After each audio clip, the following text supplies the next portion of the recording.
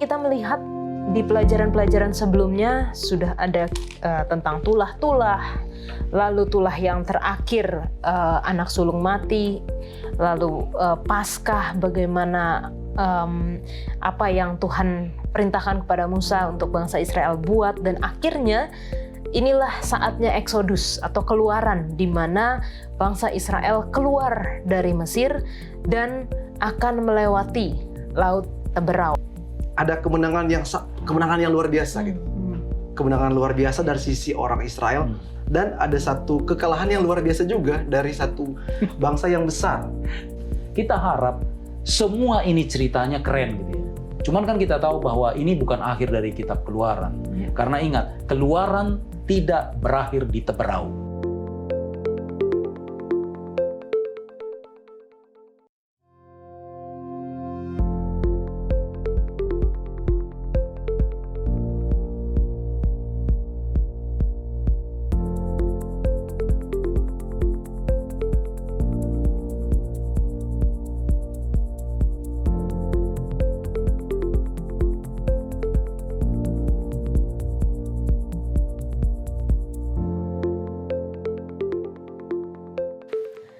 Selamat datang di Diskusi Sekolah Sabat, diskusi pembelajaran Alkitab yang mendalam untuk menguatkan iman kepercayaan kita kepada Tuhan.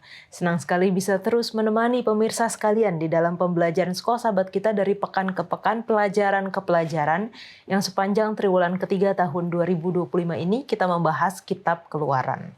Dan terima kasih juga untuk pendeta serta sahabat-sahabat yang telah hadir di studio untuk kita dapat berdiskusi bersama. Tentunya kami senang juga membacakan komentar-komentar kesaksian dari teman-teman yang telah menuliskan di YouTube channel Diskusi Sekolah Sabat. Untuk yang pertama boleh minta kesediaan dari Stephen. Baik, di sini ada beberapa komentar. Yang pertama dari Mariati Simanung Khalid. Terima kasih pelajaran Sekolah Sabat yang begitu baik. Salam sehat. Wah, salam sehat. Selanjutnya dari Lina Shalom. Salam dari Kampung Timbang Batu, Kota Marudu, Sabah. Shalom. Dan yang terakhir dari Dince Lengkong. Puji Tuhan. Pelajaran yang sangat terberkati. Terima kasih untuk narasumber yang memberikan penjelasan dengan sangat baik. Tuhan memberkati. Amin. Emi, silahkan. Dari Janasib Tamingan. Amin. Puji Tuhan memberkati pelajaran Sekolah Sabat. Kemudian selanjutnya datang dari Nancy Palapesi. Puji Tuhan untuk pelajaran yang sangat baik dan diskusi yang dapat menambah pengetahuan dalam menantikan kedatangannya. Salam dari Jemaat Thousand Oaks, California, Amerika Serikat. Wow. Lalu ada lagi dari Johnny Disim. Shalom, terima kasih Hope Channel dengan penjelasan terperinci pelajaran Sekolah Sabat. Kami dari Gereja Gosen, Kota Marudu North, Sabah Mission. God bless. Amin. Puji Tuhan. Pendeta Leroy? Nah, ini datang dari JMZ. Ya. Amin, terima kasih penjelasan Sekolah Sabat. Tuhan memberkati. Lalu kemudian dari Raymond Sakul, sangat memberi pencerahan, Tuhan memberkati. Dan yang terakhir datang dari Anderias Noni. Shalom, senang bisa menyapa saudara-saudara sekalian, puji Tuhan. Dia beritahu bahwa dia datang dari Minahasa Utara, Likupang, Manado.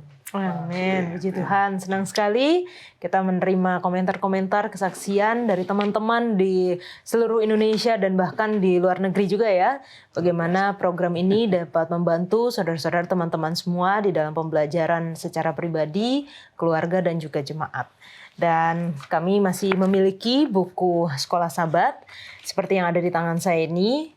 Jikalau saudara-saudara rindu untuk memiliki ataupun belajar bersama kami, namun sulit akses kepada buku ini, jangan ragu-ragu untuk hubungi nomor call center Hope Channel Indonesia. Katakan, saya mau buku Sekolah Sabat dan kami akan mengirimkan secara cuma-cuma ke tempat Anda masing-masing di wilayah negara Indonesia saja untuk saat ini.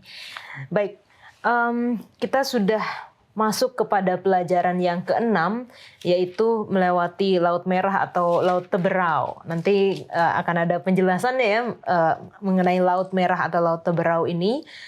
Tapi kita melihat di pelajaran-pelajaran sebelumnya sudah ada tentang tulah-tulah, lalu tulah yang terakhir anak sulung mati, lalu Paskah bagaimana apa yang Tuhan perintahkan kepada Musa untuk bangsa Israel buat, dan akhirnya inilah saatnya Eksodus atau keluaran di mana bangsa Israel keluar dari Mesir dan akan melewati Laut Teberau. Apa yang bisa kita pelajari dari pengalaman iman bangsa Israel ini? Jangan kemana-mana. Pernahkah engkau merasa terjebak, tertindas oleh beban hidup, seolah berada dalam perbudakan yang tak berujung? Kitab Keluaran adalah kisah tentang Allah yang bertindak, Tuhan yang tidak diam melihat penderitaan, Allah yang dekat dengan umatnya yang tertindas. Dengan tangannya yang kuat dan penuh belas kasihan, Ia membebaskan mereka. Ia membuka jalan di tengah laut dan memulai perjalanan menuju tanah yang dijanjikan. Lebih dari sekedar kisah pelarian, ini adalah kisah perubahan. Sebab Allah tidak hanya membawa mereka keluar dari Mesir, Dia juga ingin membawa Mesir keluar dari hati mereka. Dari perbudakan menuju kebebasan, dari kelahiran Musa hingga perjanjian di Sinai, dari kekacauan menuju penyertaan di padang gurun, dari kemurtadan bangsa hingga kemuliaan Tuhan yang menampakkan diri. Apa arti semua ini bagi kita sekarang? Allah kita adalah Allah penebus. Ia memanggil, memimpin, mengajar, dan mengampuni. Dan Allah yang sama masih melakukan hal yang sama sampai hari ini dan selamanya. Mari kita mulai perjalanan yang menuntun menuju Eksodus. Kitab Keluaran.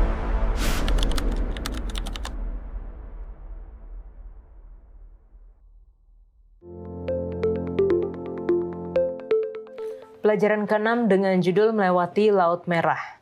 Ayat hafalannya terdapat di dalam Keluaran 14 ayat 13 dan 14.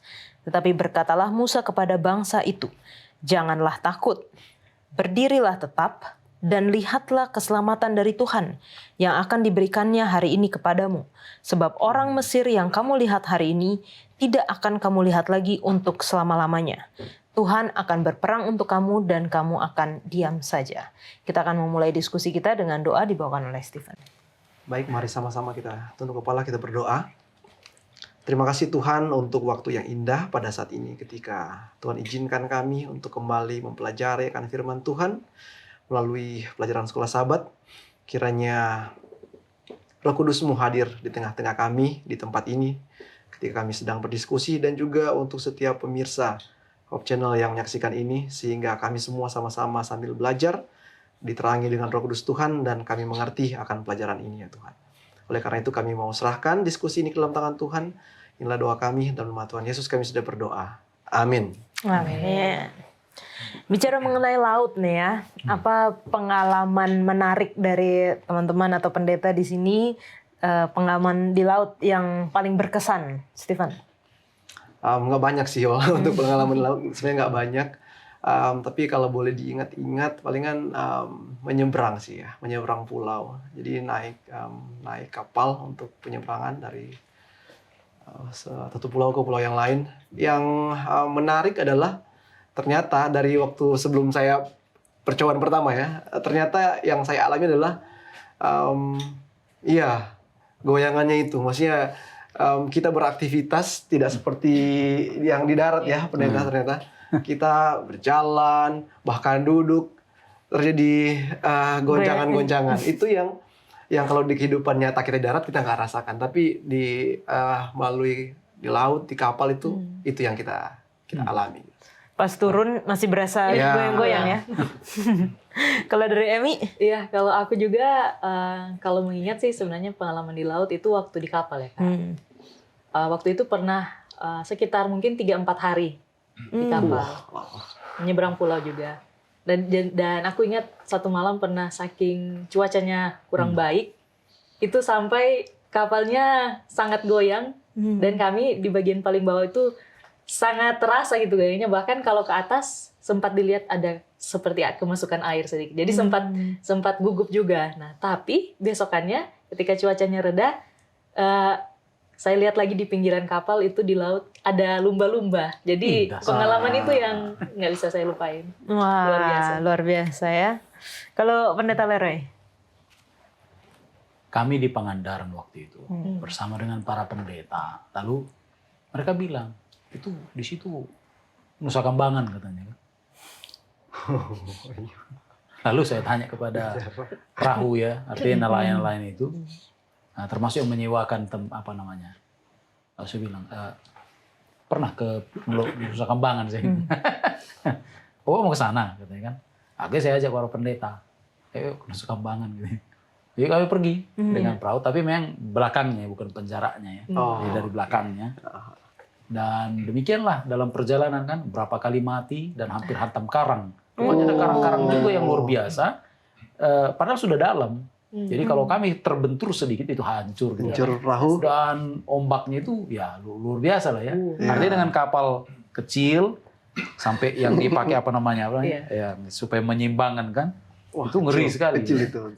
Lalu ketika kami pada akhirnya sampai di daratan Pulau Nusa Kambangan itu, ada nelayan rupanya di situ juga yang sedang memasak makanan ya, ikan dan segala macam.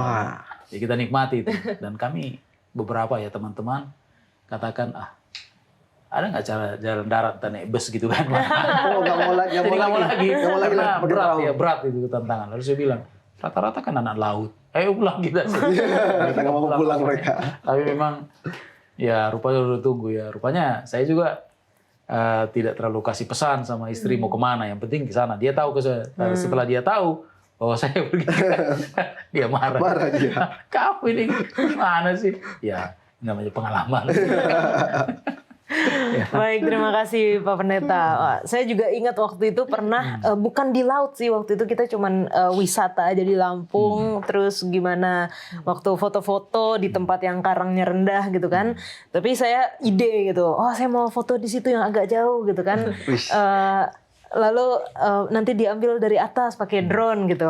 Berenanglah saya ke sana, tiba-tiba saya ngerasa airnya jadi beda gitu Pendeta. Jadi kayak dingin. Kalau yang di tempat yang rendah itu masih kayak anget gitu, yang di sana tiba-tiba dingin. Lalu saya lihat ke bawah udah nggak kelihatan apa-apa. Itu kayaknya udah dalam banget. Wah, udahlah jangan lama-lama di sini gitu ya. Itu palung mungkin. Bisa jadi ya bisa benar ya. dalam ya. Bahaya itu, bisa sedotannya. Oke, kita bicara mengenai laut. Kalau di pelajaran sekolah sahabat kita Laut Merah ya Pendeta ya, tapi kita melihat di dalam Alkitab Laut Teberau ya. Walaupun kalau kita cari memang itu artinya ada tanaman di laut yang mungkin mengeluarkan warna merah begitu ya Pendeta ya.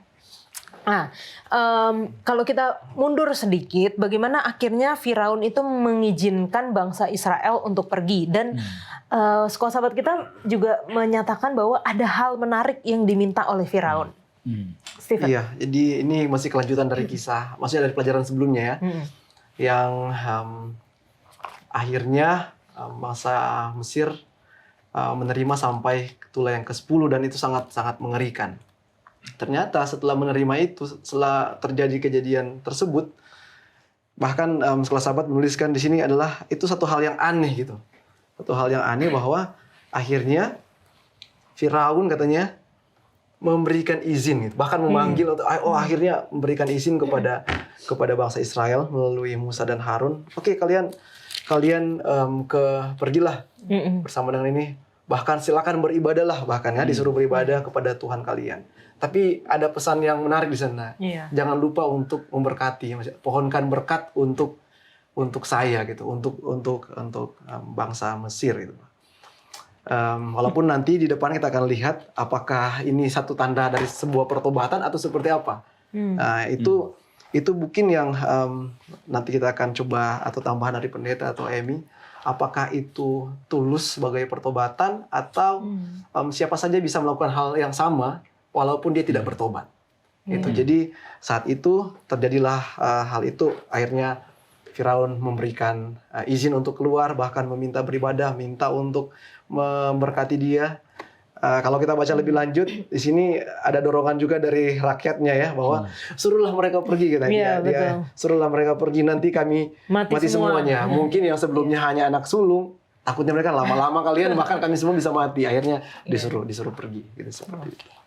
Iya sih, menarik yang tadi Kak Stephen sampaikan, karena kalau lihat ke belakang lagi kan Kak, alasan Firaun melakukan itu sebenarnya sebelumnya dia sudah dikasih tahu untuk lepaskan ini bangsa, tapi dia berkeras hati sampai pada akhirnya dia sadar bahwa oh memang harus dilepas nih bangsa. Sadar dia. Nah tapi yang paling menarik itu dia minta berkat, karena kalau mau dipikir mungkin sekarang ya, kalau dari pandangan saya orang awam, kalau mau dilihat, kalau memang dia merasa kehadiran bangsa Israel menghadirkan kutuk baginya, cukup dilepaskan saja, tidak perlu minta berkat, menurutku.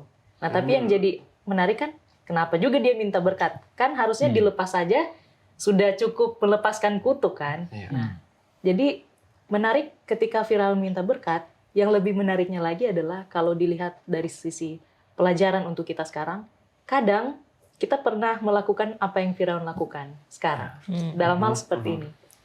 Kita pasti tahu, mungkin dalam pengalaman kita ada hal-hal tertentu yang kita sudah tahu ini hal baik nih yang harus kita lakukan. Tapi kita tunda. Kita tunda seperti halnya Firaun sampai akhirnya mungkin pilihan-pilihan yang kita ambil sendiri itu mengakibatkan kerugian. Ketika kita mulai mengalami kerugian, barulah kita terdesak untuk kayaknya harus bikin yang ini nih yang awal yang saya tahu harus dibuat.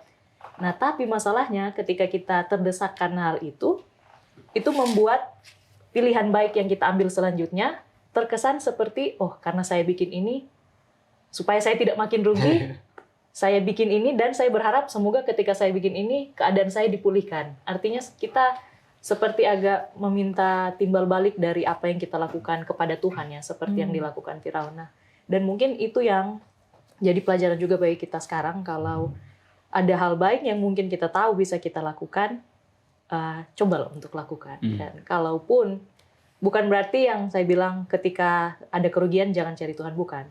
Kita perlu mencari Tuhan, tapi kita juga punya pilihan untuk melakukan itu untuk kepentingan siapa? Diri kita atau kepentingan Tuhan? Untuk kebaikan kita atau orang lain? Mungkin seperti itu. Entah. Linguistik. Ya. Kita lihat bahwa dalam teks ya, dalam bahasa Indonesia ya, terjemahan kita, ada beberapa kali kata perintah disebut ya. Oh pergilah, kan? Oh ambil ini segala macam. Menunjukkan bahwa memang Firaun ini dalam keadaan kalah, dalam keadaan dipermalukan, dalam keadaan mungkin dianggap sebagai pemimpin yang bodoh oleh orang Mesir kan, karena gara-gara dia ini kan celaka ini muncul. Tapi masih saja mau tunjukkan bahwa dia pemimpin gitu ya. Nah, tapi ada beberapa hal yang perlu kita pertimbangkan. Ya walaupun mungkin ada nuans namanya yang bisa mempengaruhi sebuah kata kerja menjadi apa yang kita mau. Maksudnya begini.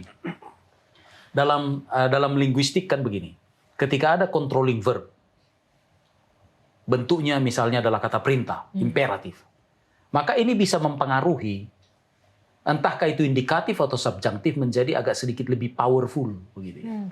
Tapi ingat, waktu dia bicara tentang ya pergilah berbakti gitu ya. Jadi dia pakai sebenarnya adalah double verbs namanya ya. Dia sebutkan pergilah kamu, pergi untuk melayani. Jadi bahasanya adalah seperti abad ya, melayani. Jadi hambakan dirimu kepada Tuhan gitu ya. Nah itu dalam bentuk guess what? Bukan imperatif. Lalu ketika minta berkati juga lah saya begitu ya. Jadi berkati. Itu juga tidak dalam bentuk perintah. Menarik ya. Walaupun dalam terjemahannya mungkin gara-gara sudah terlalu banyak verb imperatif, itu mempengaruhi gitu ya. Nah, dalam hal ini ya boleh saja kita berkata bahwa ini Firaun ini kurang tulus dalam memintakan berkat. Tapi satu hal yang kita tahu bahwa ini Fero sudah kalah. Kan begitu. Tapi dia masih mau tunjukkan siapa dirinya dalam penggunaan kata-kata ya. Lalu sampai bahkan berkatilah aku, ya, berkati. Walaupun kita tahu bahwa ada istilah euphemism. Nah, ini kata barah itu digunakan juga oleh istri Ayub. Yang kemudian diterjemahkan menjadi kutukilah Tuhan. Nah, itu kata barah. Jadi ini kita yakin inilah sebuah permintaan solemn sebenarnya yang walaupun terjadi hanya setelah dia kalah. Jadi bertobat atau menyesal karena konsekuensi, bukan karena dosa itu. Ya. Ya, tapi karena udah delay rasanya. Iya. Kan, gitu. Akhirnya dia tahu bahwa kasih Tuhan luar biasa gitu ya. Tapi saya tertarik dengan istilah yang dia gunakan dan itu muncul dalam stempiel. Nah, stempiel ini begini. Kita beri penekanan pada sebuah kata kerja. Contoh, makan. Nah, kita mau bikin piel dia, maka itu makan dengan lahap, contohnya begitu ya. Jadi kita lebih tekankan. Ini bukan sekedar lari. Ini lari bukan sekedar lari, tapi larinya gimana gitu. Tergesa-gesa. Jadi ditekan lebih luar biasa. Jadi berkat, jadi sebuah permintaan yang gimana ya. Sama seperti masih ingat yang di samping Yesus. Yang berkata, selamatkanlah dirimu dan kami juga. Ada permohonan luar biasa, tapi masalahnya hatinya nggak tepat dalam meminta itu. Sayang sekali, sayang. Oke, terima kasih Pak Pendeta. Nah ini seringkali jadi pelajaran bagi kita juga ya. Kita mungkin merasa, wah Firaun ini sudah keras sekali, lalu sudah sangat melawan Tuhan. Tapi kadang-kadang kita pun melakukan hal yang sama gitu. Ketika kita sudah diingatkan, kita masih seperti Emi tadi katakan mungkin menunda atau nggak mau ikut Tuhan, atau bahkan ketika kita sudah merasakan konsekuensinya kita menyesal, bukan menyesali dosanya, bukan menyesali perbuatannya, tetapi menyesali karena konsekuensinya. Nah, mengapa hal ini bukan yang kita bisa lihat dari Firaun, mengapa hal ini bukan menjadi pertobatan yang sejati, dan bagaimana supaya caranya ya, supaya kita benar-benar bisa bertobat karena dosanya, menyesali karena dosanya, bukan hanya takut kepada konsekuensinya. Ya, yang saya bisa lihat kalau misalnya pertobatan ya, pertobatan itu harusnya ada melahirkan sesuatu gitu. Masih ada yang akan dikeluarkan melalui pertobatan. Nah, itu mungkin yang perlu kita pikirkan. Kalau kita tidak bertobat dan hanya memikirkan konsekuensinya, akhirnya sesuatu yang setelah itu nggak akan keluar. Gitu. Saya kasih contoh. Kalau misalnya dosa saya mencuri. Gitu. Kalau saya hanya takut karena saya di penjara, kemungkinan besar untuk niat untuk mencuri itu akan ada lagi gitu. Karena hanya takut di penjara, karena kita kan berpikir nih, kalau saya mencurinya dengan taktik yang lebih bagus, saya nggak akan ketangkap dan nggak akan masuk penjara. Jadi kebiasaan buruk itu nggak akan hilang. Sedangkan untuk pertobatan itu memang dibutuhkan secara tulus dan lebih benar, karena nantinya akan melahirkan sesuatu yang lebih baik, bahkan bukan hanya melahirkan sesuatu yang baik, bisa menghilangkan hal yang buruk. Nah, itulah kenapa pentingnya pertobatan yang tulus menurut saya. Oke. Iya, saya juga sependapat sih dengan apa yang Kak Stephen bilang. Dan kalau waktu saya baca pelajaran ini, Kak, sebenarnya menambah pengetahuan baru, karena sebelumnya saya berpikir kadang kan Tuhan izinkan konsekuensi supaya kita bertobat juga dalam hal ada perubahan lah yang kita lakukan. Tapi ternyata perubahan yang kita lakukan juga punya dua sisi, dalam hal ada motif memang benar-benar bertobat atau tidak benar-benar bertobat. Dan ini konsekuensi. Iya, ini baru saya lihat juga dari pelajaran ini bahwa tidak semua hasil pertobatan itu benar-benar tulus gitu. Nah, jadinya saya bertanya seperti yang Kak Yola bilang, bagaimana pertobatan yang sejati itu? Dan kalau saya berkaca ke belakang melihat bagaimana saya dalam melakukan hal-hal ini, satu hal yang saya sadari Kak adalah memang pertobatan itu benar-benar butuh pertolongan dari Tuhan dalam hal, ada hal yang kadang saya tahu nih, saya nggak bisa buat. Tapi diri saya atau daging saya itu dosa saya terlalu menguasai saya untuk tidak melakukan hal itu. Jadi memang untuk menghasilkan sebuah pertobatan yang sungguh-sungguh, itu perlu juru selamat. Itu yang saya pelajari. Perlu juru selamat, perlu Tuhan yang menghasilkan pertobatan itu di hati. Karena kalau hanya dari diri saya, mungkin 1-2 hari, 1-2 waktu bisa. Besokannya akan sulit, akan sangat sulit. Dan kalau perubahan itu datang dari Tuhan, kita benar-benar meminta Tuhan bantu saya. Nah, hasilnya yang Kak Stephen sampaikan tadi, itu pasti akan dengan otomatis keluar. Seperti itu. Pendeta. Itulah tantangan sebagai pemimpinnya. Saya bukan menyoroti Egyptians ya, tapi Peronya. bagi kita yang mendengar ya, di rumah atau di mana, itu tantangan kita. Ya. Sebagai seorang yang mempunyai hati anak kecil, gampang. Ya. Tapi kalau sudah punya posisi berat, karena itu berhubungan dengan yang namanya wibawa. Ya. Itulah sebabnya Yesus katakan, jika engkau tidak seperti anak kecil ini, katanya. Karena that's the problem. Prestasi, posisi, kepemilikan kadang-kadang itu yang menghalangi kita untuk tidak benar-benar bertobat. Ya walaupun ada pernyataan bahwa ada karena ya tulah dan segala macam, ya rasa bagaimana, dan dia tidak tunggu lagi. Dia tunggu, malam itu dia dipanggil Musa dan Harun, bukan? Lalu disuruh juga malam itu pergi. Dan orang Mesir ikut-ikutan kan gitu. Ya karena udah lihat rajanya kan, dari kemarin kan gitu ya, babi ini lama-lama kan ya. Mereka menyuruhi dan bahkan sampai dikasih semua segala keperluan mereka di jalan. Tapi intinya adalah bicara tentang keselamatan dengan pengertian pengampunan. Jangan lihat kita dengan orang lain, jangan. Nggak bisa kita banding-bandingkan begitu. Karena itu yang membuat kita jadi agak sedikit konyol dalam meminta ampun. Yang kita pandang hanyalah dia. Seolah-olah dunia ini hanya ada kita dengan Tuhan. Nah itu akan menolong. Jadi nggak dilihat yang lain kan. Ini kan dia masih dalam posisinya, siapa dia. Ini kan God ya, God on earth. Lalu bilang, ayo berbaktilah kepada Tuhanmu. Yang mana Tuhan? Jadi kan Tuhan. Ya kan begitu ya. Nah, jadi itu, tapi untungnya Tuhan ini Tuhan Pero ya, Tuhan Pero kan, Pero Tuhan ya, minta supaya Tuhan berkati saya. Tuhan meminta kepada Tuhan yang lebih Tuhan. Saya lihatnya ke situ sih. Jadi ya entah siapapun kita pasti ada tantangan-tantangan ya untuk pertobatan yang sejati itu ya. Jadi bukan karena konsekuensi, tetapi karena dosa itu sendiri. Itulah pertobatan sejati, itu tandanya. Jadi jangan karena sudah ketangkap begitu ya, lalu gimana, atau karena ada hukuman dan segala macam, enggak, karena kita melihat kejinya dosa itu, di situ kita menyesal, bukan karena konsekuensi. Baik, terima kasih Pak Pendeta untuk penjelasannya. Teman-teman, jangan kemana-mana, kita lanjutkan setelah yang satu ini.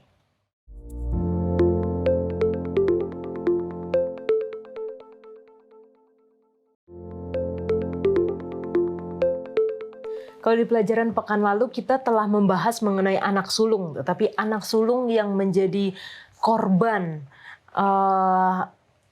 malaikat Tuhan yang melewati bangsa Mesir yang tidak memiliki tanda darah di pintunya. Nah, di Keluaran 13 ayat yang kedua, berfirmanlah Tuhan kepada Musa, kuduskanlah bagiku semua anak sulung, semua yang lahir terdahulu dari kandungan pada orang Israel, baik pada manusia maupun hewan, akulah yang empunya mereka. Nah, bicara mengenai anak sulung lagi nih Pendeta, apa yang kita bisa pelajari dari sini? Dikatakan setiap anak sulung laki-laki harus ditebus, hewan jantan yang sulung harus dipersembahkan bagi Tuhan. Bahasa yang digunakan ini dia. Kades, likol, bekor. Kades, sudah tahu ya. Kadas, kados. Kudus. Ya. Kuduskanlah kepadaku, kepadaku. Semua, jadi kol, semua. Apa ini? Bekor ya, yang the firstborn. Apa saja yang muncul yang pertama dari rahim. Dan memang ini berbanding kontras dengan Paskah, bukan? Ya, semua anak sulung yang nggak ada darah di rumahnya mati semuanya kan. Nah, jadi tinggal hitung saja bahwa perbandingannya kalau nggak mau dikonsentrate maka akan mati. Ya, jadi bagi Tuhan ini sama dengan prinsip bagaimana kenapa harus yang sulung yang mati kan? Ini sama prinsipnya bahwa itu keutamaan ya, itu kehormatan dan segala macam. Nah, sama seperti katakan di orang tua ya. Dia berusaha untuk tanam sesuatu nilai-nilai yang luar biasa kepada anak sulung. Tahu kenapa? Salah satu alasan orang tua adalah kalau kepalanya bagus, maka adik-adiknya bagus. Ya kan? Kan itu kan? Ya walaupun banyak kali dalam cerita Alkitab bahwa justru anak kenamaan bukan anak pertama. Contohnya Abraham, bukan anak pertama. Anak Nuh, Ya walaupun disebut dengan cara agak beda ya. Terbalik ya. Sem, Ham, Yafet. Sem bukan anak pertama, itu anak kedua. Yafet anak yang pertama, bukan. Ham anak terakhir. Tapi kenapa disebut dia? Ya itulah keutamaan namanya. Esau dan Yakub. Siapa itu? Ini anak kembar ya. Siapa duluan? Esau harusnya duluan ini. Ya Esau duluan kan. Ya walaupun secara biologi katanya anak yang keluar duluan secara biologi ya. Itu adalah anak bontot katanya. Ya karena banyak kali kita perhatikan ya. Seperti itu yang terjadi. Tapi intinya adalah bahwa Tuhan mau berperkara kepada setiap orang. Ya. Kenapa anak sulung? Ya memang karena disitulah kehormatan itu ya. Ya walaupun kita tidak boleh bangga sebagai anak sulung ya. Siapa yang anak sulung jangan bangga-bangga. Anak sulungnya. Karena begini, salah satu problem dengan anak sulung adalah dia kira urusan dia hanya soal warisan. Dia lupa bahwa anak sulung, apalagi di keluarga umat Tuhan. Perhatikan ini. Dia itu punya posisi sebagai imam. Di samping bapaknya. Ya. Jadi persoalannya sebagai anak sulung, kalau kita rasa kita boro-boro mau jadi imam ya, disuruh berdoa aja gugup gitu ya, di rumah gitu ya. Nggak ajak berdoa, ajak doa gitu sama-sama. Ya disuruh aja doa gugup. Maka udahlah, kasih aja sama anak kedua lah yang bisa berdoa gitu ya. Jadi kita anak sulung itu harus seperti itu. Jadi kalau kita anak sulung, maka kita ini harus bawa keluarga kita kepada Tuhan. Itu intinya. Jadi jangan urusin harta mulu gitu ya. Ini harta mulu lu ya. Sehingga dia kalau urusan doa adiknya gitu ya. Urusan Tuhan sama dia. Urusan harta sama saya gitu kan. Nggak bisa ya. That's a problem ya. Jadi anak sulung itu mainkan cara yang tepat ya. Anak sulung. Sulung saya. Sulung ya itu peran kita ya. Harus mainkan ya. Karena kita imam ya, ganti bapak kita atau bersama dengan bapak kita. Co-regent ya. Makasih. Oke, terima kasih penjelasannya Bapak Pendeta.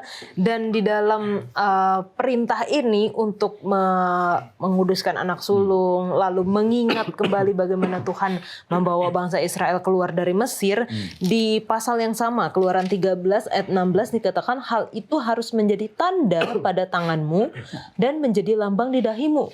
Sebab dengan kekuatan tangannya Tuhan membawa kita keluar dari Mesir. Nah, kalau kita berbicara mengenai tanda di tangan dan tanda di dahi, tentunya kita ingat kepada kitab Wahyu yang juga berbicara tanda di tangan dan di dahi. Nah, apakah apa maksudnya ini dan apakah ada hubungannya dengan tanda yang di kitab Wahyu, Stephen? Iya, jadi seperti sesuai dengan namanya tanda itu maksudnya menjadi penanda gitu kan. Menjadi penanda bagi orang yang punya tanda sama orang yang nggak punya tanda. Saya justru melihat ini tanda ini dari pelajaran yang minggu lalu, sehubungan bagaimana orang tua harus mengajarkan hal yang baik atau bahkan sejarah keselamatan mereka kepada anak-anaknya gitu, kepada anak-anaknya. Dan itu juga saya pikir, sehubungan dengan anak sulungnya juga harus kita punya, dan bagaimana sampai akhirnya kita bisa memiliki pengetahuan itu. Nah, itu akan disampaikan oleh pendahulu-pendahulu kita, termasuk orang tua kita, dan akhirnya menjadi tanda penanda bahwa kitalah yang memegang hal tersebut. Nah, dalam hal ini yang tanda yang ada di tangan ya, dan juga di dahi, biasa kita translate-nya itu sebagai tangan untuk bekerja, dahi bahwa itulah pemikiran dalam setiap kegiatan kita, aktivitas kita, atau bahkan pemikiran kita itu harus ada itu. Itu apa tadi? Yang tadi sehubungan dengan anak sulung, soal dengan keselamatan, harus memiliki hal tersebut. Nah, kalau kita sangkut pautkan dalam kitab Wahyu bahwa umat-umat Tuhan itu harus memiliki tanda itu, bahwa menjadi penanda bahwa Anda akan diselamatkan. Sebagai orang yang diselamatkan, ya sudah itulah. Jadi pemahaman kita yang benar seperti yang pendeta sampaikan sehubungan anak sulung, tentang keselamatan penebusan melalui Yesus Kristus sebagai anak domba yang disembelih, harus kita miliki sebagai tanda bahwa kita adalah umat yang diselamatkan. Ya, jadi kalau dari apa yang aku lihat sih Kak di pasal ini kan, di perikop ini ada ibadah yang mereka lakukan, yaitu untuk makan roti yang tidak beragi 7 hari lamanya dan seterusnya. Ada ibadah yang mereka lakukan, dan pada ayat yang ke-16 dikatakan hal ini harus menjadi tanda pada tanganmu. Nah, sependapat juga dengan yang Kak Steven sampaikan. Saya juga pernah mendengar mengenai pelajaran soal tanda di dahi atau lambang di tangan seperti itu. Dan kalau melihat juga dari ayat ini kan dikatakan di ayat 14, apabila anakmu akan bertanya kepadamu di kemudian hari, apakah artinya itu, maka haruslah engkau berkata kepadanya, dengan kekuatan tangannya Tuhan telah membawa kita keluar dari Mesir, dari rumah perbudakan. Artinya yang saya tangkap di ayat 16 ini adalah harus menjadi lambang di dahi, artinya ketika hal itu ibadah mereka lakukan, bukan hanya mereka mengimani karena mereka sudah di pengalaman itu kan, tapi itu harus menjadi lambang bahwa mereka harus terus ingat siapa yang mengeluarkan mereka, siapa yang memberikan keselamatan kepada mereka. Dan juga tanda pada tangan adalah ketika mereka melakukan itu, mereka sebagai bukti perbuatan iman yang mereka miliki terhadap Tuhan seperti itu. Jadi itu yang perlu mereka terus lakukan. Oke. Dan kalau di kitab Wahyu itu atau ya, kalau kita bisa ingat-ingat tanda di dahi atau di tangan gitu, dalam arti salah satu apakah memiliki tanda binatang itu secara sadar di pikiran ataupun karena terpaksa lah melakukan dengan tangan. Tetapi ketika kita bicara mengenai tanda di dahi dan di tangan, apa yang kita pikirkan, apa yang kita imani harus dilakukan dengan perbuatan juga. Gitu ya, Pendeta ya. Ayat ini tahu mau kemana dibawa. Masih ingat, coba Matius pasal 25 ayat 3, ada yang mau dibacakan. Ada satu kata di sana. Dan ini beberapa kali juga muncul barangkali istilah ini. Matius pasal 25 ayat 3. 23 ayat 5, sorry. 23 ayat 5. Semua pekerjaan yang mereka lakukan hanya dimaksud supaya dilihat orang. Mereka memakai tali sembayang yang lebar dan jubah yang panjang. Oke, tali sembayang. Nah, di orang Yahudi, berdasarkan ayat ini dan beberapa ayat yang lainnya, taruhlah itu menjadi peringatan. Taruh pada tanganmu dan pada ini, dahimu kan. Jadi ada namanya dalam bahasa Greka ya, saya nggak temukan dalam bahasa Ibrani, tapi dalam bahasa Greka namanya filaktirion. Jadi filaktirion ini adalah sebuah tali sembayang. Jadi bukan sajadah, bukan. Tapi tali sembayang. Tali sembayang ini maksudnya bukan untuk diduduki atau dia, tapi itu tali, benar-benar tali. Jadi itu diikat, ada tali kulit warna hitam biasanya, itu digulung. Orang Yahudi pernah lihat? Jadi digulung.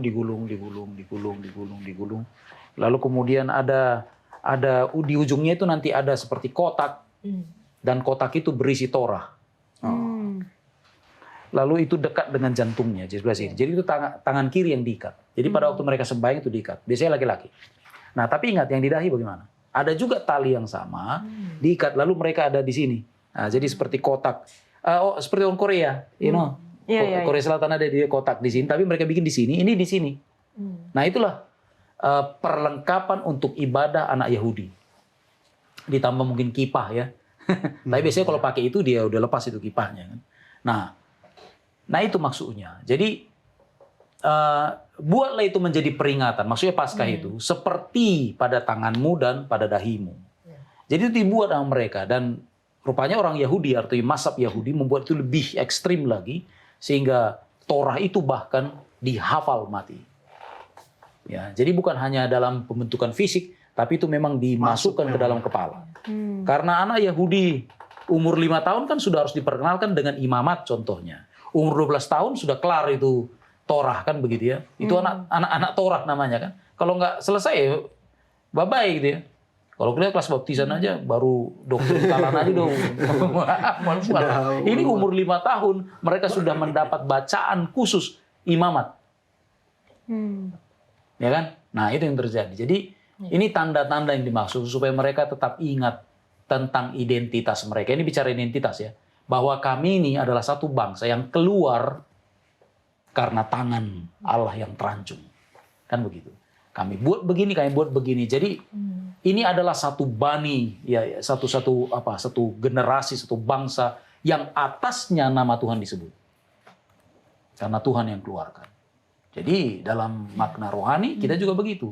Bicara tentang wahyu, tentang misalnya tanda binatangnya atau meterai Allah. Nah, harus begitu. Karena kita adalah satu umat yang atasnya nama Tuhan disebut. Jadi dipanggil keluar untuk tinggalkan segala keduniawian, untuk mau menjadi berkat ya bagi orang lain, bersedia bagi Kanaan surgawi. Ya. Terima kasih Pak Pendeta untuk penjelasannya. Nah, kalau kita lanjutkan lagi ceritanya, ini sangat menarik. Mungkin lucu bagi beberapa orang, tapi ternyata bagi kita sendiri, kita mengalami hal yang sama. Ketika bangsa Israel sudah melihat semua tulah yang ada di Mesir, yang mereka rasakan sendiri atau mereka lihat terjadi kepada orang Mesir dan tidak terjadi kepada mereka. Dan bagaimana mereka dikeluarkan dan menghadapi masalah. Nah, jadi ketika sudah melihat berbagai mujizat, lalu mereka dihadapkan dengan masalah. Apa respon atau reaksi dari bangsa Israel? Keluaran 14 ayat yang ke-11. Dan mereka berkata kepada Musa, apakah karena tidak ada kuburan di Mesir, maka engkau membawa kami untuk mati di padang gurun ini? Apakah yang kau perbuat ini terhadap kami dengan membawa kami keluar dari Mesir? Bukankah telah kami katakan kepadamu di Mesir, janganlah ganggu kami, dan biarlah kami bekerja pada orang Mesir, sebab lebih baik bagi kami untuk bekerja pada orang Mesir daripada mati di padang gurun ini. Nah, apa yang kita bisa pelajari dari pengalaman ini yang merupakan pengalaman kita juga, Stephen? Ya, saya masih ingat di pelajaran yang lalu, kan sampai kepada tulah yang ke-9 itu kayak aku lagi mencoba menaruh diri saya sebagai orang-orang ini ya, sebagai Firaun lah. Wah, harusnya kalau jadi saya di Firaun, saya udah harus mengalah itu. Cukup, masih cukup. Karena sudah terlalu hebat Tuhan. Dan ternyata akhirnya sampai kepada yang lebih hebat lagi, mati anak. Dan itu sudah cukup meyakinkan saya sebagai yang bukan umat Tuhan, sebagai Firaun, untuk mengakui bahwa Tuhan itu hebat. Kita ketawa-ketawa sebagai orang, maksudnya dari sisi yang lain kita ketawa-ketawa. Kok kalian sih dalam tanda kutip kurang bodoh lah. Kenapa kalian tidak langsung percaya saya supaya nggak banyak kerugian? Tapi ternyata Yola bilang tadi itu, ternyata di perjalanan justru hal yang serupa terjadi terhadap umat Tuhan yang sudah melihat mujizat Tuhan yang begitu besar, tapi ketika diperhadapkan dengan permasalahan justru melakukan hal yang sama. Kita tidak percaya kepada Tuhan. Nah, saya lihat di sini adalah tentang iman. Tentang iman. Iman kan harusnya yang kita tidak lihat pun tapi kita percaya, itulah iman. Sampai yang kita tidak lihat kita percaya, itulah iman. Tapi yang terjadi adalah mereka sudah lihat pun mereka tidak beriman. Nah, ini pelajaran yang menarik, bahkan bisa menampar saya, bahkan secara pribadi mungkin terjadi juga dalam kehidupan saya. Saya sudah dituntun Tuhan sampai sejauh ini dari saya lahir, dan kan nggak mulus perjalanan kehidupan saya. Ada begitu banyak tantangan, dan setiap kali berdoa puji Tuhan, Tuhan lepaskan, Tuhan berikan kemenangan dari setiap tantangan. Tapi tidak jarang juga ya, iman saya gitu down gitu, atau bahkan mempertanyakan keberadaan Tuhan ketika saya lagi susah. Nah, ini apakah harus di-solve secara langsung? Oke, saya langsung harus beriman sepenuhnya, atau masih tetap butuh progres gitu. Yang saya bayangkan adalah iman butuh progres karena sering down juga. Tapi kalau dari grafik bukan sering down gini, jatuh terus di 0-0 terus, enggak. Tapi dia trennya naik, turunnya sedikit, naiknya banyak. Turunnya sedikit. Nah, itu sih yang harusnya kita terjadi. Ke depan. Jatuh ke depan ya, untuk supaya bisa maju ya. Jangan jatuh terus balik lagi ke belakang. Gimana Pendeta? Ya, ini menarik ya. Tapi saya suka dengan yang Bro bilang ya, bahwa kita mencoba membuat ke konteks kita. Jangan-jangan kalau kita nanti di orang Israel ya, justru kita yang paling, jadi kita yang pemimpin pemberontak gitu kan contohnya. Karena itu yang terjadi, bukan? Emang kita nggak lihat mujizat sekarang? Kan orang kan mujizat itu berdasarkan definisi dia, ya toh. Padahal mujizat itu terjadi dalam kehidupan kita terus-menerus. Contoh, kita sekarang lagi ada di bumi kan, dan bumi ini saudara mengambang, tidak sedang ditopang oleh gajah raksasa kan gitu ya. Ini ngambang. Gimana tuh ngambang itu? Coba bisa ngambang kita sekarang? Nggak bisa. Tapi kita ngambang. Ini real ngambang, kita sedang melayang, bukan? Dan orang Israel luar biasa. Pada waktu mereka tidak percaya, saya percaya tiang awan sementara bersama dengan mereka. Iya. Ya kan? Ya. Aduh, luar biasa ya. Tapi itulah human ya. Ketika ada sesuatu gangguan ya, artinya ketidaknyamanan, gampang sekali kita rewel. Nggak gampang. Jadi gini, nggak satu umat yang kuat. Ya artinya yang nggak. Itulah sebabnya kampore penting. Ya. Tapi jangan bikin kampore memindahkan luxury. harus Ya, karena itu yang terjadi. Kalau kita tidak, artinya seperti yang kita pelajari kemarin ya. Ya. Kalau pasca itu dilakukan sembarangan tanpa rincian gitu ya. Kita nggak lihat Yesus di dalamnya, bukan? Iya. Sama seperti juga kampuri, bukan? Jadi ketika perkemahan itu dibuat sedemikian rupa, itu bukan perkemahan namanya. Ya kan? Jadi lakukan yang terbaik agar kiranya memang nggak nyaman di situ, waktu di situ. Tapi next sudah pulang ke rumah, indah semuanya. Kan pahit itu jadi manis ketika sudah jadi kenangan, bukan? Jadi next time kita mau lihat anak-anak ini. Apakah mereka mau kembali ke perkemahan atau tidak? Nah biasanya anak-anak yang tangguh dia akan katakan, yuk lagi yuk, gitu kan. Itu dia, itu yang kita mau cari. Jadi, sorry, saya tambahin ya. Ketika orang Israel dikasih makan dengan manna, lalu kemudian Musa juga minta, show your glory. And itu sudah enough for me, katanya kan. Kita lupa dalam doa Bapa kami, itulah glory. Give us our daily bread. Disiapkan Tuhan tiap-tiap hari di padang gurun itu makanan. Itulah bread. Nah, tetapi cara Tuhan sekarang dalam menyiapkan manna ya kepada apa dalam melalui mama-mama. Tapi orang Israel sampai kapan manna tuh nggak turun kan? Setelah mereka sampai ke Jordan, tanah Kanaan, bukan nyeberang, berhenti. Tetap mereka bilang manna, yang artinya adalah apa ini, komplain. Ini gitu ya. Dan anak-anak juga sering kan dikomplain makanan yang sudah dibuat mamanya, yang karena kuasa Tuhan. Itu mujizat, itu glory of God. Lalu bilang, apa ini? that's mana? Jadi kita biblical sekali ya, kita ikuti pola orang Israel. Jadi sementara kita tuduh-tuduh mereka, padahal kita juga begitu. Kita juga. Jadi sadari bahwa jangan definisikan iman berdasarkan ini mata kita saja. Itu harus bagaimana kebaikan Tuhan luar biasa dalam hidup kita. Itu yang terjadi. Terima kasih banyak pendeta. Teman-teman tetap ikuti pembelajaran kita. Kita kembali lagi setelah yang satu ini.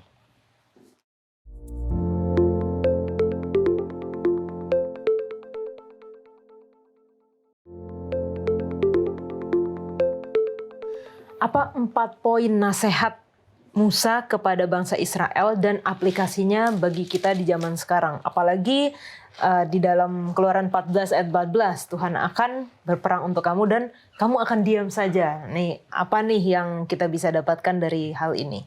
Emi. Di sini kan Kak ada di Keluaran 14 ayat 13. Iya. 4 poinnya ya di situ dikatakan jangan takut.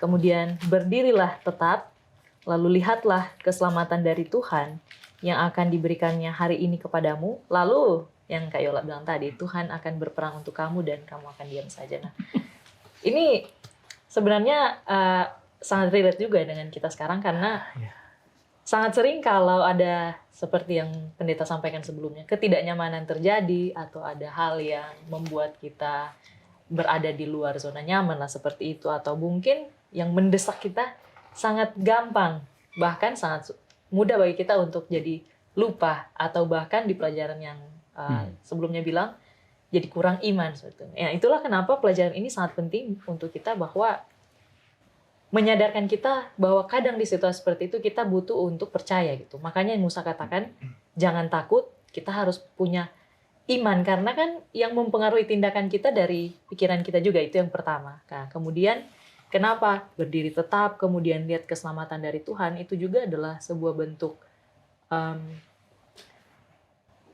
perilaku kita terhadap iman yang kita tunjukkan seperti itu. Menunjukkan bahwa kita berharap gitu kepada Tuhan. Dan di poin 4 bilang, Tuhan akan berperang untuk kamu dan kamu akan diam saja. Nah, ini satu hal yang sebenarnya baru mungkin akhir-akhir ini saya sementara pikirkan juga sih Kak. Karena kan kadang saya berpikir ketika saya berkata, oh berserah kepada Tuhan gitu kan, apapun kehendak Tuhan. Tapi yang jadi masalah, pendeta kadang ketika saya sampaikan itu, saya jadi pasif. Nah, tapi kan di lain sisi saya tahu, berserah bukan berarti saya diam-diam saja begitu. Nah, itulah yang saya sementara pikirkan, dan mungkin pelajaran ini memberikan pelajaran tambahan bahwa berserah itu bukan berarti pasrah. Karena kalau pasrah, kita kayak ibaratnya saya kasih masalah ini, ya udahlah Kak Yola lah yang selesaikan, jadi saya tinggal tunggu hasil. Tapi giliran hasilnya berbeda dengan yang saya bayangkan, saya marah ke Kak Yola, kok seperti ini. Nah, kadang saya seperti itu ke Tuhan. Nah, tapi pelajarannya adalah berserah dalam arti yang saya pelajari sejauh ini. Ketika ada hal yang bisa saya lakukan, saya kerjakan. Ketika Tuhan masih berikan saya kesempatan untuk mengusahakan sesuatu, berarti saya punya bagian untuk melakukan itu. Kecuali mungkin ketika bagian saya itu hanya sampai di punya iman dan berdoa, itu pun saya punya andil. Nah, itu pelajaran yang saya dapat bahwa ternyata kamu akan berperang, Tuhan akan berperang untuk kamu akan diam saja. Bukan berarti kita cuman pangku kaki gitu. Tapi Tuhan pun ingin kita punya bagian, entah itu berusaha ataupun beriman dan berdoa dengan tekun kepada Tuhan. Mungkin itu. Karena Tuhan itu memerintahkan Musa bukan hanya untuk berdoa gitu ya, tetapi juga untuk berjalan maju gitu. Bangsa Israel itu harus melewati Laut Tebrau itu dengan langkah yang maju ke depan. Walaupun menarik ya pendeta, kalau yang di saat yang pertama ini terbelah dulu, baru mereka jalan. Kalau yang ketika mereka mau memasuki di tanah perjanjian, mereka nyelup dulu gitu ya, baru kebuka gitu ya. Nah, gimana pendeta? Apa nih aplikasinya bagi kita sekarang? Bagaimana ketika kita menghadapi sesuatu itu, Tuhan akan berperang untuk kamu dan kamu akan diam saja, itu seperti apa pendeta? Ya,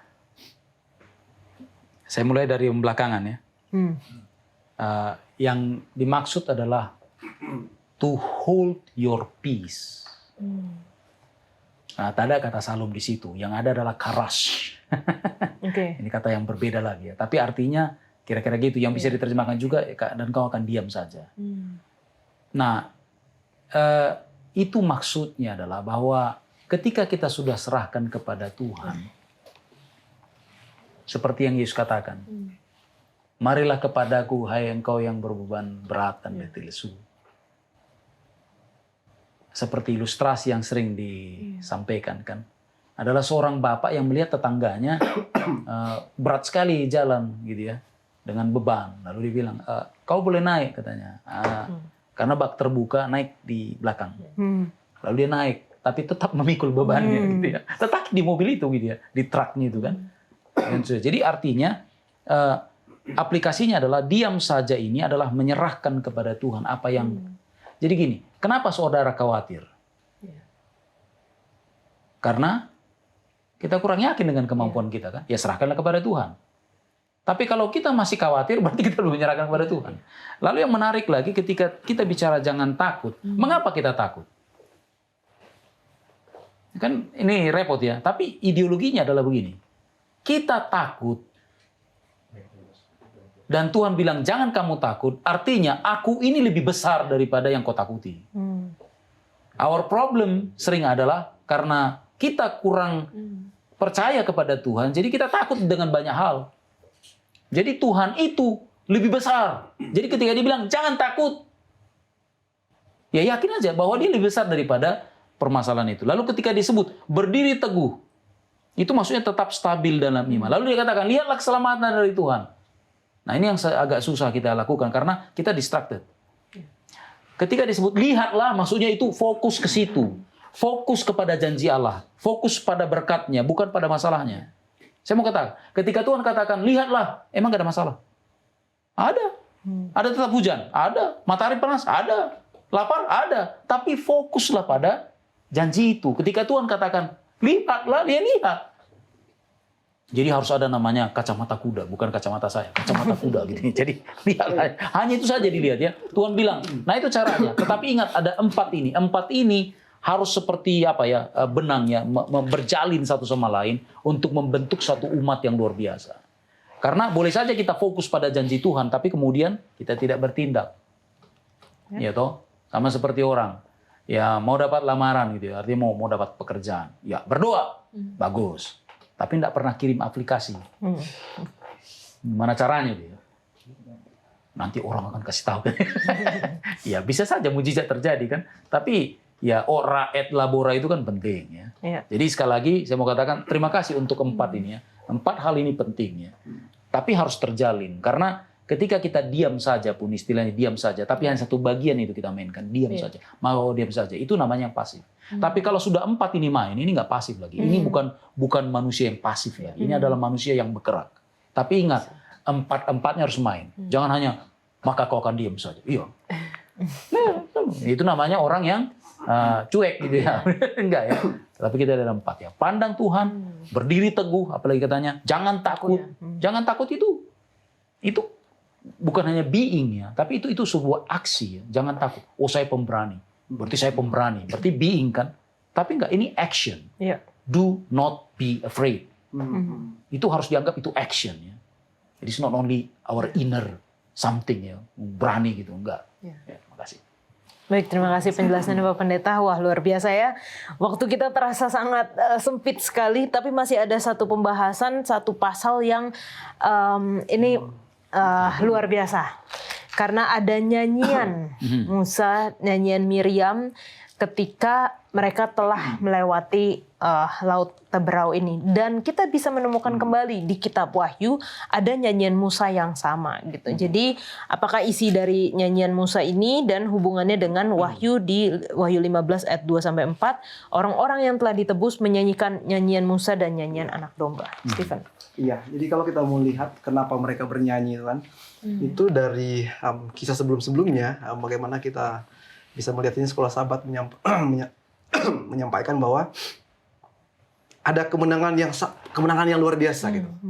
Kemenangan luar biasa dari sisi orang Israel dan ada satu kekalahan yang luar biasa juga dari satu bangsa yang besar.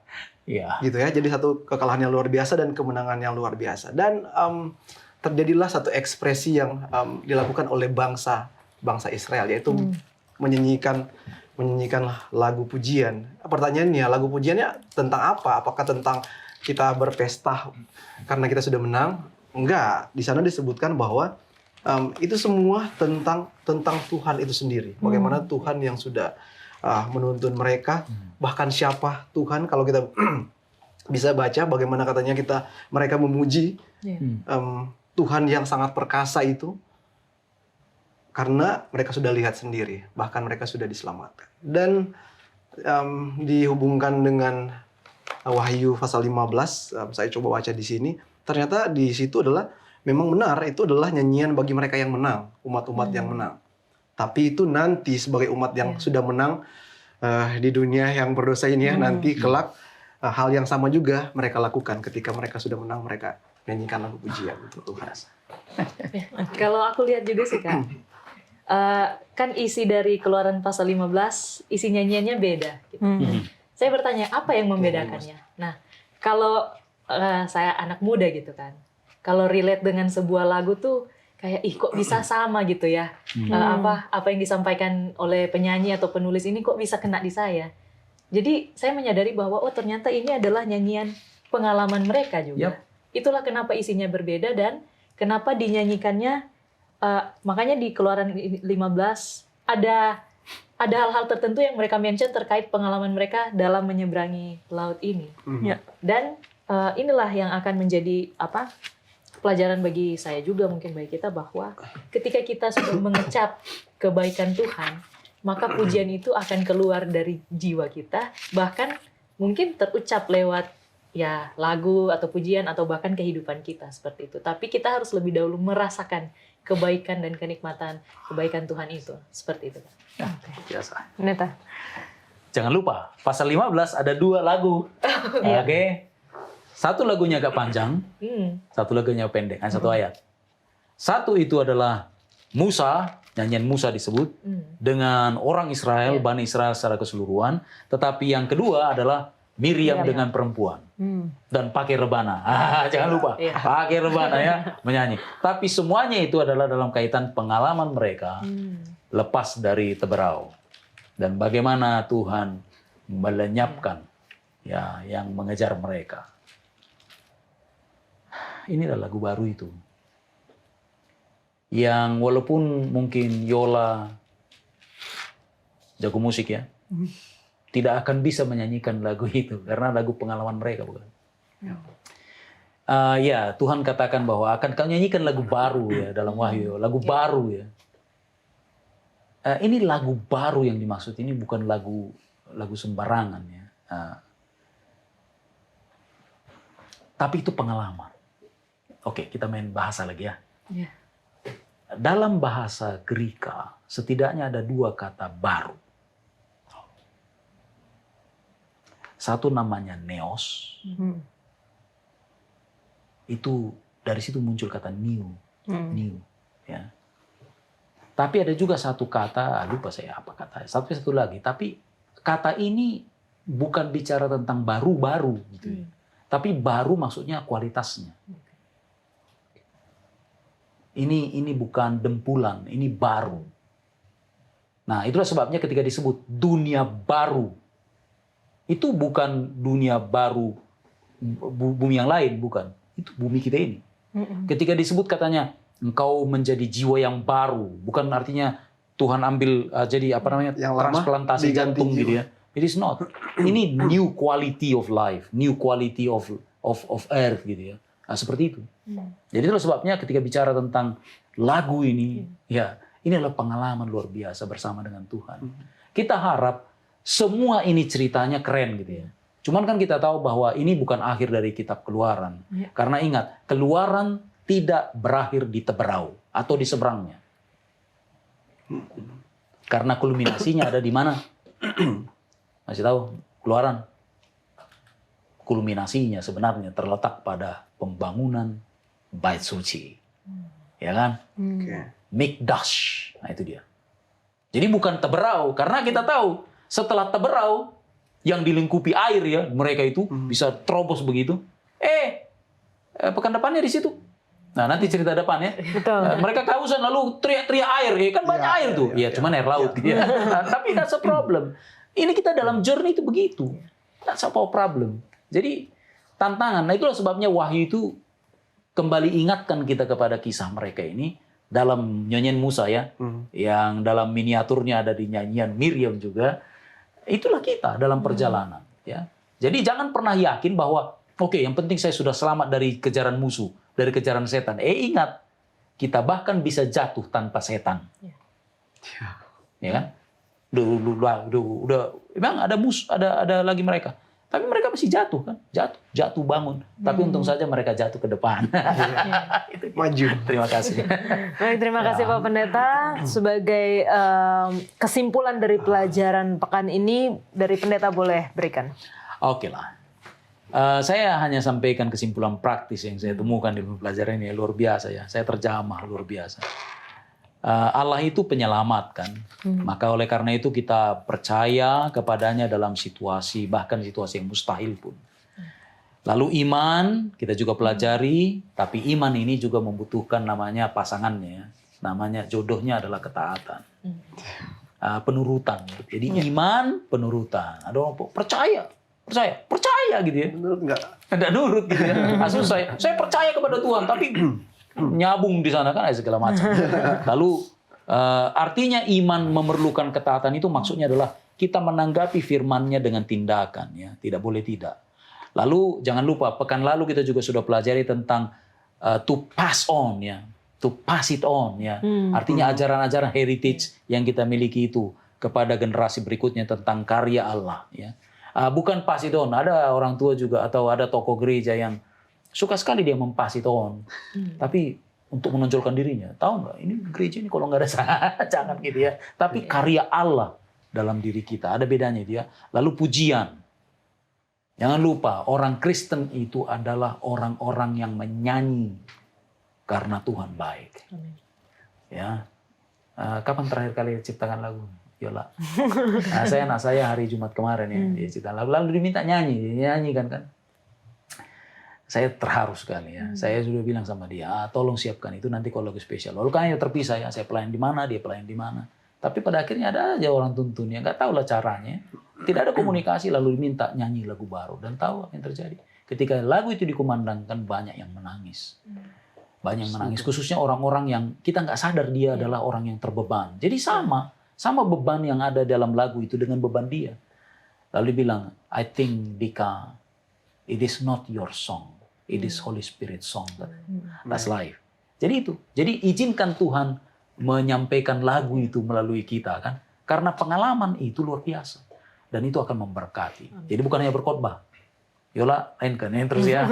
Nyanyikan lagu-lagu kemenangan itu. Ya, itu saja saya kira. Terima kasih. Puji Tuhan. Terima kasih Pak Pendeta. Terima kasih Stephen dan juga Emi sudah berdiskusi bersama. Banyak pelajaran-pelajaran yang kita dapatkan. Namun kalau teman-teman masih memiliki pertanyaan sehubungan dengan pelajaran kita atau sehubungan dengan kitab Keluaran, jangan ragu-ragu tuliskan di kolom komentar YouTube channel Diskusi Sekolah Sabat dan kita akan membahasnya dalam sesi tanya jawab.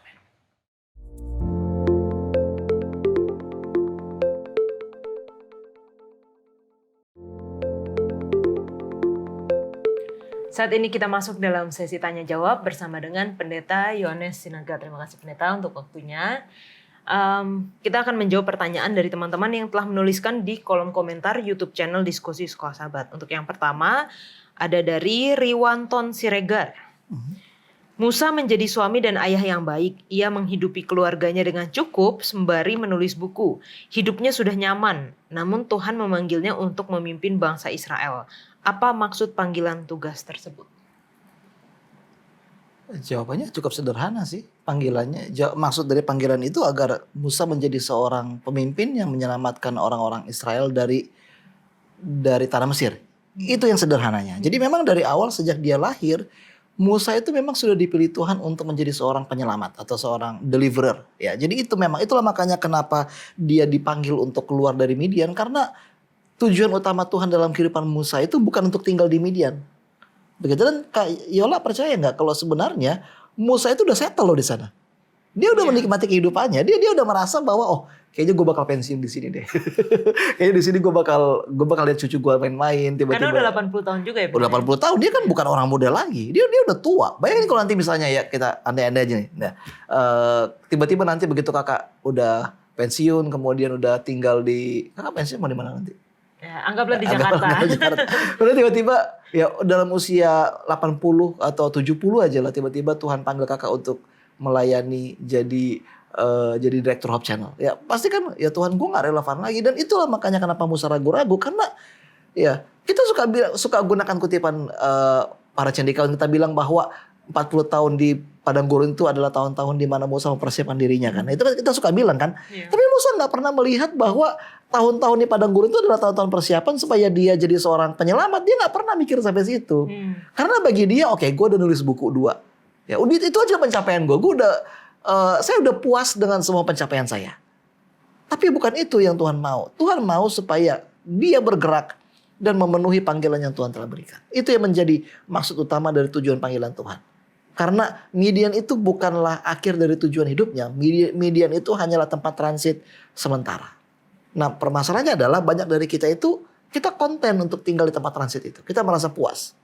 Ya, memang Midian itu nyaman, aman, nggak ada penjajahan, ya tidak ada orang-orang yang menderita, tidak ada istilah seperti kerja paksa, itu sama sekali tidak ada. Musa merasa nyaman, tapi bukan kenyamanan yang Tuhan cari, melainkan panggilan. Begitu. Berarti Pendeta mungkin tambahan sedikit, masing-masing dari kita lahir, Tuhan sudah punya maksud, sudah punya tujuan, sudah punya panggilan untuk pribadi masing-masing. Ya Tuhan sudah punya panggilan, dia sudah punya tujuan dan tantangan utama dalam kehidupan kita adalah kita sadar nggak sama panggilan itu. Banyak sekarang orang-orang muda kan mereka pengen hidup menurut impian mereka sendiri. Ya, kita akan dipanggilkan untuk menjelajah diri kita sendiri, untuk mencari tahu siapa jati diri kita, untuk mencintai diri kita. Memang ini semua bagus. Tapi satu-satunya cara bagi kita untuk mengetahui tujuan kita bukan dengan menjelajahi apa yang ada dalam pikiran kita, tapi dengan mengenal Tuhan. Itu Tapi yang terutama. itu berbeda dengan takdir ya pendeta? Mungkin bisa dibilang takdir sih. Tapi kan kalau takdir itu kan lebih karena kayak itu harus terjadi kan. Itu ya ini udah keputusan Tuhan. Lu harus jalanin apapun yang terjadi. Tapi kalau yang secara kitabiah kita nggak percaya sama takdir. Yang kita percaya adalah sejak lahir ya Tuhan telah memiliki satu grand design bagi diri kita. Oke. Dan semua yang terjadi dalam kehidupan kita mengasah kita untuk menjadi pribadi yang sesuai dengan grand design itu, rancangan besar itu. Oke, tapi ya memang semua dari kita itu punya pilihan. Ya. Mau menurut atau tidak, mau mengikuti atau tidak. Dan pilihan-pilihan itulah nanti yang akan menjadi isu utama dari pertentangan besar yang ada dalam diri kita masing-masing. Oke. Oke. Ya. Terima kasih Pak Pendeta untuk jawabannya. Pertanyaan selanjutnya dari Maidin Lakuman. Pertanyaan, perjalanan umat Israel sampai ke negeri yang ditujukan mungkin hanya perlu waktu 2 minggu. Kenapa perjalanan itu sampai 40 tahun? Apa yang bisa menjadi pelajaran buat kita? Berapa lama kakak pernah pacaran? Ini kayak random banget gak sih? Mungkin setahun. Setahun. Kayak apakah dalam setahun itu lu langsung pasti bahwa inilah adalah orang yang Tuhan telah berikan? Kan enggak kan? Kenapa beberapa orang itu pacaran kayak sampai 2 tahun, 3 tahun? Ya karena bagi mereka, mereka nggak tahu siapa calonnya. Dan pacaran itu adalah saat-saat dimana kita belajar untuk mengenal calon kita. Mungkin hal yang sama juga terjadi antara Tuhan dan bangsa Israel. Kita perlu ingat ya bahwa memang panggilan utama Tuhan itu bukan sekedar untuk pergi ke tanah yang telah dijanjikan, bukan. Tapi masih panggilan utama Tuhan kan untuk pergi ke padang gurun dan berbakti. Jadi inilah yang menjadi tujuan utama dari panggilan Tuhan kepada orang Israel untuk menjadi pribadi-pribadi yang berbakti kepada Tuhan. Dan alasan kenapa Tuhan menuntun mereka selama 40 tahun di padang gurun, muter-muter terus dari satu tempat ke tempat selanjutnya, hidup sebagai nomaden, bergantung kepada kasih karunia Tuhan, mana dari Tuhan, kemudian tiang awan, tiang api, adalah karena Tuhan ingin supaya mereka itu menjadi bangsa yang siap untuk mengemban rencananya. Jadi yang tujuan utama Tuhan itu bukan supaya mereka tiba di Kanaan, bukan. Tapi bagaimana caranya supaya mereka bisa menjadi bangsa yang siap untuk hidup di Kanaan. Itulah makanya kenapa butuh 40 tahun. Itulah makanya kenapa butuh begitu banyak penderitaan, begitu banyak orang yang meninggal. Karena mereka nggak biasa untuk hidup bersama dengan Tuhan. Mereka hidup berapa lama di perbudakan 400 tahun? Mereka nggak ngerti lagi apa arti hari Sabat. Itu makanya Tuhan berkata, ingatlah. Mereka nggak paham lagi apa yang dimaksud dengan perbaktian. Itulah makanya banyak dari mereka itu yang lebih suka menyembah berhala. Jadi 40 tahun itu adalah masa-masa di mana Tuhan berusaha untuk menyelaraskan pikiran mereka dengan pikirannya. Ini adalah saat-saat di mana Tuhan sedang mengasah mereka supaya mereka menjadi bangsa yang benar-benar kudus. Oke, itu ya. Tapi sebenarnya ketika cerita 12 pengintai itu kan sebenarnya mereka sudah dekat ya pendeta ya dan sudah hampir masuk gitu. Tapi karena 10 orang pengintai itu akhirnya mereka tidak jadi masuk gitu pendeta. Artinya masih perlu butuh perjalanan yang lebih lama lagi. Ya kan alasan kenapa mereka gagal kan iman kan. Mereka bilang oh terlalu besar kota-kotanya. Orang-orang itu seperti raksasa. Kita seperti apa dibilang itu belalang kan. Gimana comparisonnya? Itu sangat-sangat berlebihan. Karena mereka tidak percaya sepenuhnya bahwa Tuhan itu akan menuntun mereka. Dan ketika Tuhan berkata, ya udahlah, kalau memang kalian nggak berani, ya udah kalian berkeliaran aja di padang gurun sampai kalian mati. Marah mereka tiba-tiba. Kalau mereka pergi berperang sendiri, artinya apa?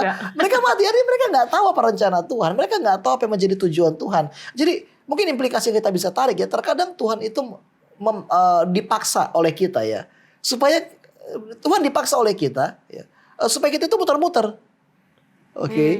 Tadi kan Pak Pendeta bilang kan bahwa kita semua punya tujuan kan. Ya, dari awal itu Tuhan sudah punya grand design. Ya. Nah, apa yang terjadi kalau kita terus memberontak? Apa yang terjadi kalau kita nggak pernah sadar akan apa yang menjadi tujuan kita? Ya, Tuhan akan bawa kita muter-muter.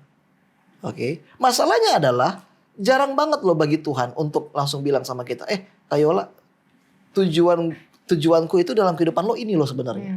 Itu jarang banget. Dia nggak pernah berbuat demikian. Yang dia buat adalah dia akan membantu kita untuk melewati beberapa fase kehidupan yang membuat kita sadar bahwa tujuan saya untuk hidup itu ini loh. Dan semakin kita menjauh dari Tuhan, maka semakin besar juga, maka semakin lama juga kita akan memutar-mutar terus-menerus. Oke, ya jadi kalau ada ada orang yang pacaran lama dan nggak nikah-nikah, itu artinya apa ya? Mereka nggak tahu apa yang menjadi tujuannya. Tuhan sedang berusaha untuk membantu mereka sadar bahwa ini tujuan kalian. Kenapa kalian nggak ngerti juga?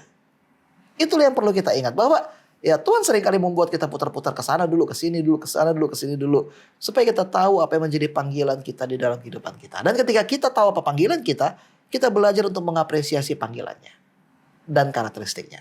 Dan itulah sebabnya kenapa Musa itu disebut sebagai orang yang sabar, ya, karena dia sudah dibawa muter-muter oleh Tuhan. Iya. Begitu. Dan nggak ada kata terlambat ya pendeta ya? Gak ada kata terlambat. Karena Ya. bagi Musa aja Iya. 80 tahun. Ya, karena kan terutama kan di awal-awal itu kan Musa kan memang secara intensional dia kan berusaha untuk membangkitkan pemberontakan secara pribadi. Ya, Iya. dia bunuh mandornya. Iya. Dengan harapan bahwa semua orang Israel itu akan bangkit bersama dia jadi seorang Mesias. Kemudian tiba-tiba kata orang Israel, memang siapa yang angkat lo jadi hakim?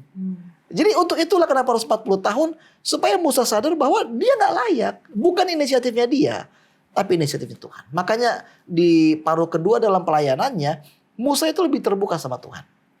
Kenapa? Karena dia sudah menyadari bahwa caranya gagal. Setelah dia menyadari caranya gagal, dia belajar untuk bergantung kepada cara Tuhan. Oke, wah luar biasa. Terima kasih pendeta untuk jawaban-jawabannya. Teman-teman kalau masih memiliki pertanyaan sehubungan dengan pelajaran kita di pekan ini ataupun secara triwulan ini, yaitu Kitab Keluaran, tinggalkan di kolom komentar YouTube channel Sekolah Sahabat, Diskusi Sekolah Sahabat, dan kita akan membahasnya. Kita saat ini kembali ke studio.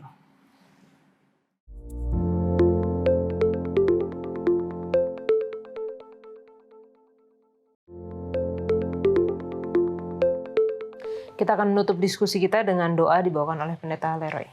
Kita berdoa. Bapa di sorga,